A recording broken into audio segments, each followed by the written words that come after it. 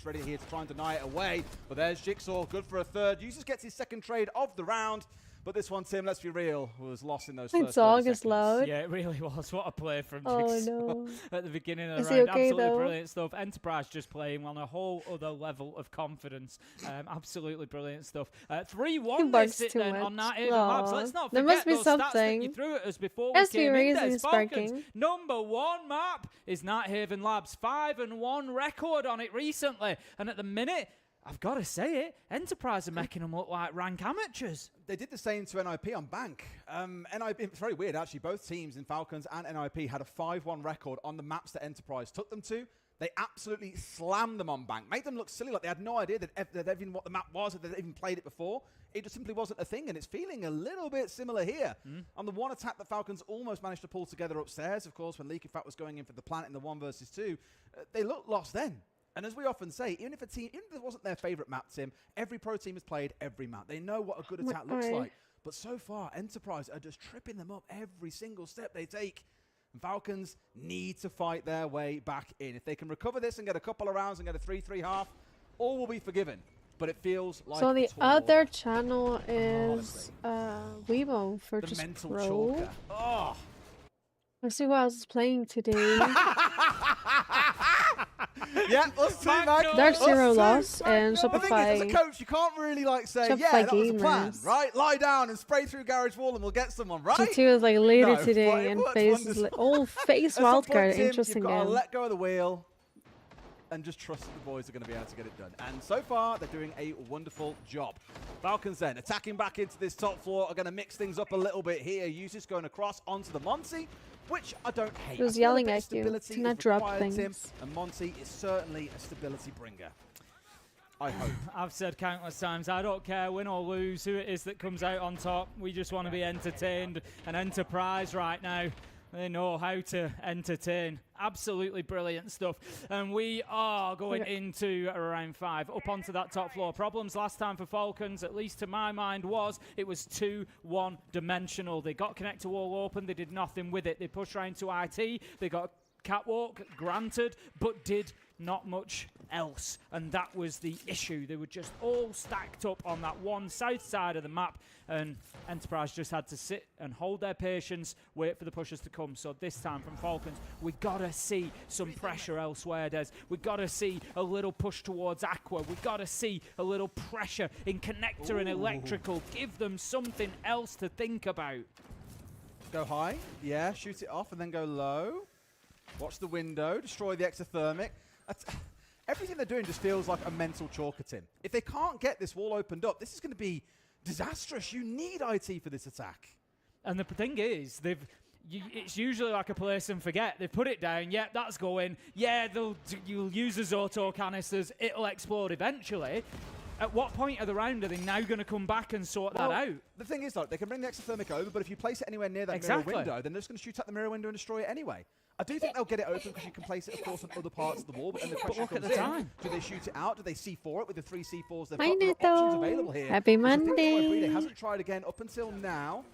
Placing it off. In fact, the mirror window's already been shot out, in which case all well and good. C4 does cut. They froze it, and the C4 comes out as well. And Jigsaw still gets the entry! What is going on?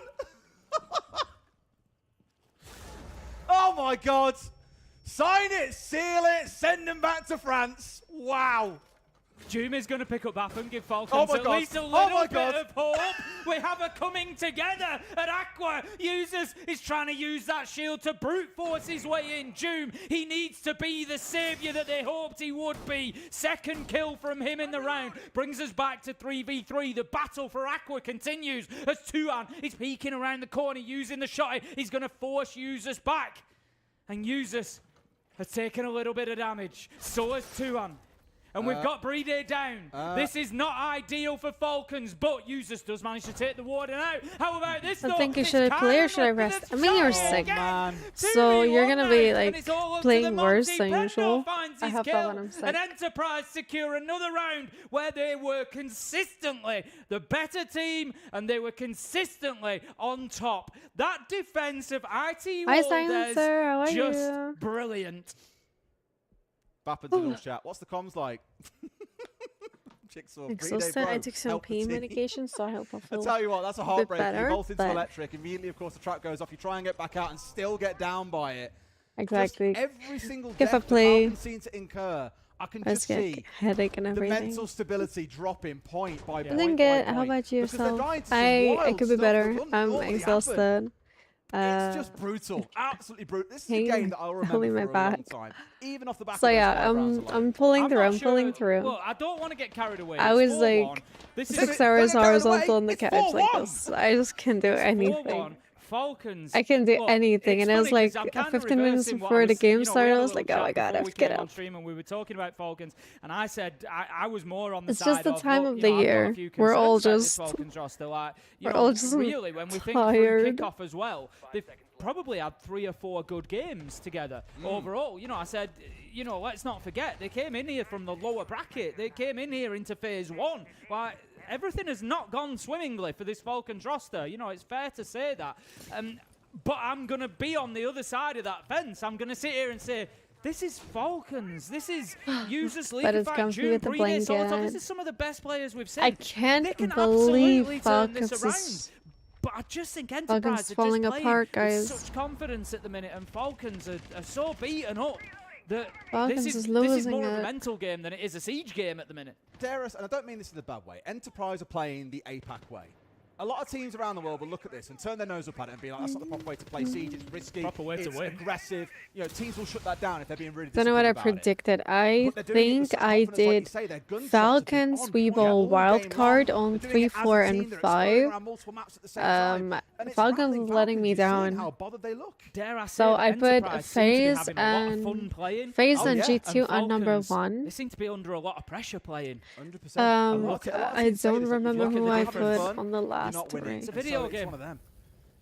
Yeah, it's serious. A Shopify. Yeah, but you can say that about, like, I don't know, playing the World Cup final in football. You're just kicking the ball around. But it is about it's not about just kicking the ball. My point there is that I it's don't know about the other having two. that fun element Count. as well. Yeah. You know, you I play forgot. a sport because you enjoy it. Hi, You play the Extreme. game How because are you enjoy it. you? You've got to be enjoying it. How If was you're under Disney? too much It was pressure, great. It it was. can be difficult. We had such nice weather.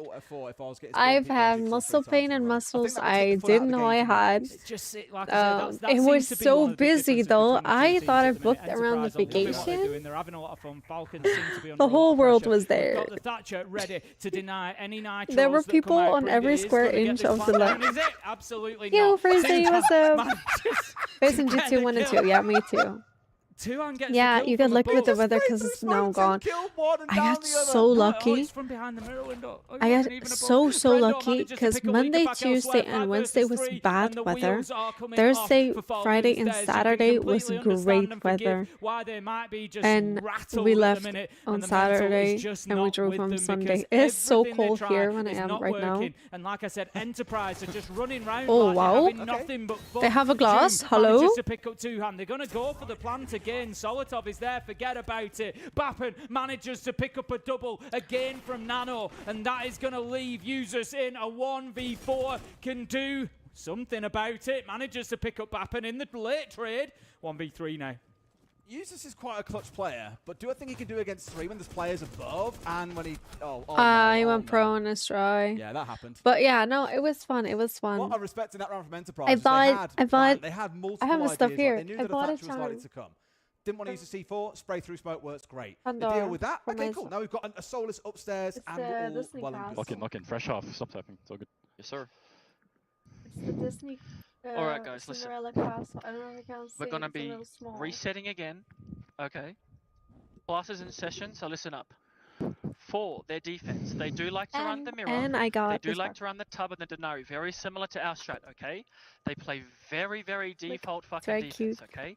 Let's just stick to what we've been practicing in scrims, talk to each other, and make sure we get on the same page and do each step together.